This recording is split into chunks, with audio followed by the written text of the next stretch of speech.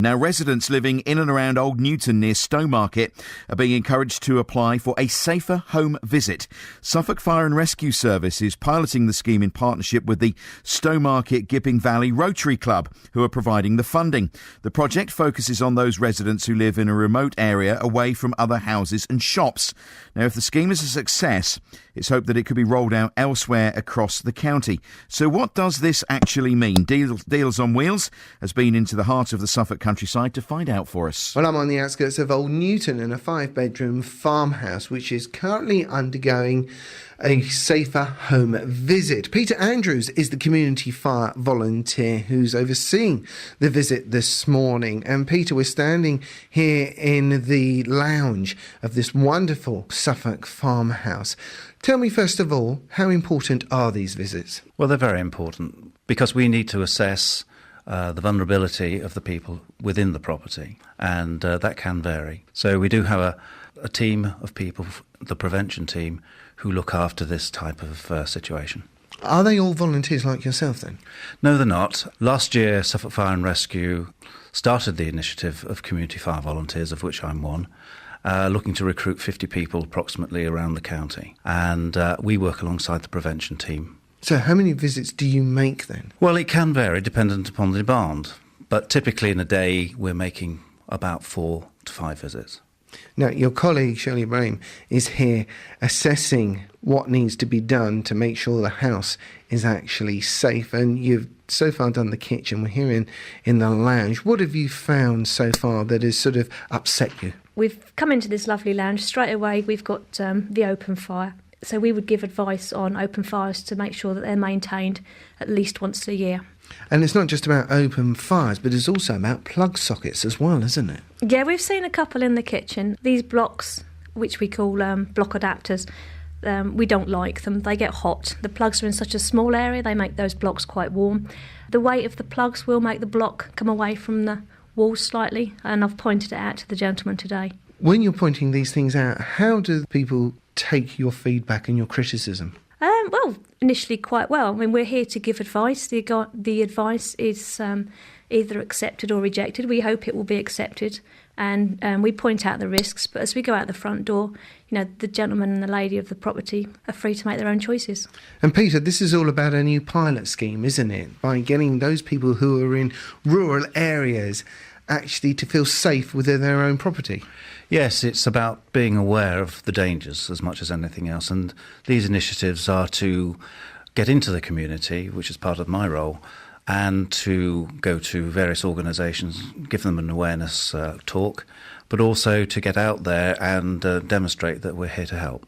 Well, let's go into the kitchen, shall we? Because you have a little device in there that helps people who have hearing problems. It's not just about having the beeping fire alarm, is it? No, it's not. For people who have impairments such as hard of hearing, there are devices that we can install into the bedrooms to help them be aware that their smoke detectors are going off somewhere in the property, but they may not hear those. And this particular one that we have, a periphery device, has a very strong strobe light that works in conjunction with the alarm sounding. And also there's a vibrating pad which is installed underneath the mattress or the pillow, which is quite violent, to be honest with you, and it will certainly wake you up. OK, well, let's hear it, shall we?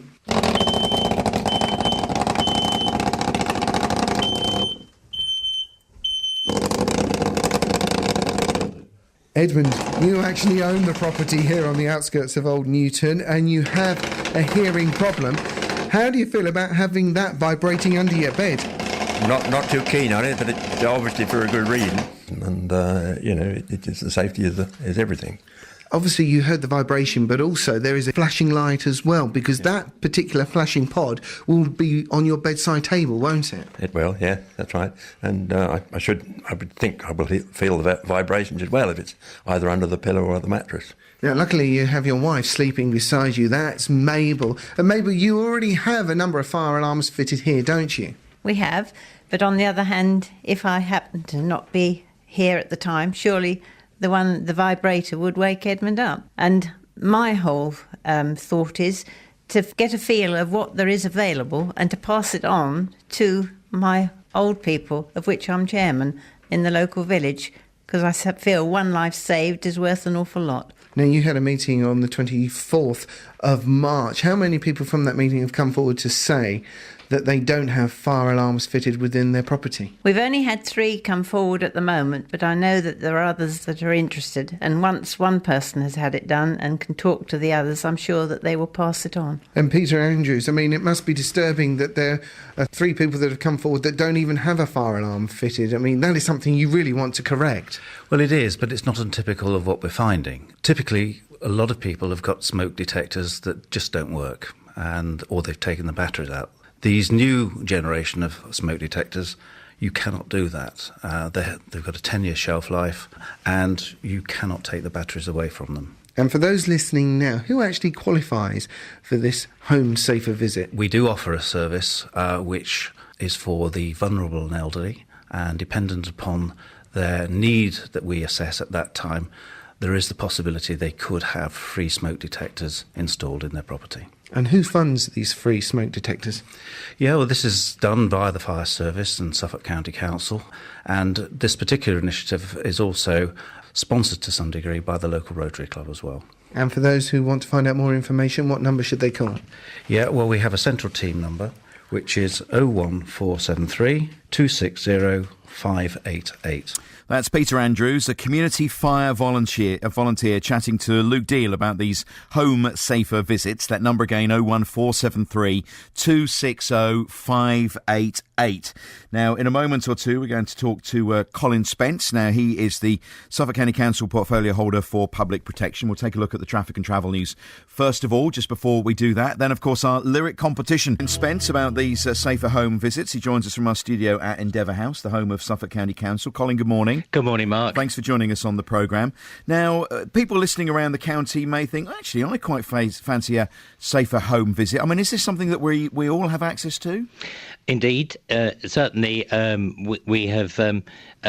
in terms of the way we deliver this, we're really encouraging people to actually take more responsibility for thinking about their own safety. This is part of our preventative measures to protect people from actually having to face the serious consequences of a fire. We particularly, in terms of delivering the service, very much want to concentrate our efforts on providing the service to vulnerable people, particularly people who are over 60, who are vulnerable, who are disabled, who for one reason or another are not able to actually live their lives in the way that most of us do. They need to be protected. So that is our priority, and that is certainly what we are trying to do in terms of this service. I know you were looking for more volunteers to step forward and to take on this role in the community, and I guess you'll always be looking for volunteers. People will give up, get ill, can't carry on, so continually looking for people to take on the role? Indeed. We set a plan that we wanted to get 50 individuals trained up and signed up to doing this.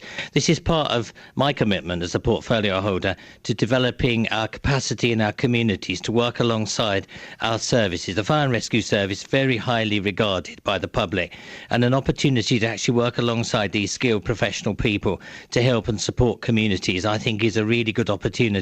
And we've got up to, I think, about 29 people now who've signed up and who are trained. And we certainly would encourage anybody else that might like to actually do it. You can see from what's been happening at Old Newton that Peter Andrews is doing a fantastic job and actually is being recognised by his community for the work he's doing. And making a huge difference there. Indeed. Yeah, huge difference. Indeed. We all take for granted that our house is going to be safe, but it often takes another eye, an expert eye, to look and say, actually, you don't really want to be doing that, and that's what it's all about.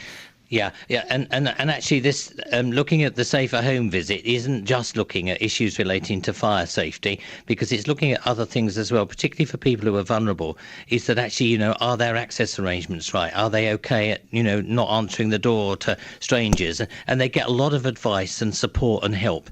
And I'm really, really encouraged by what's happening, certainly in Old Newton. Very, very appreciative of the Rotary Club for the way in which they've taken this on. And I know Peter has led this.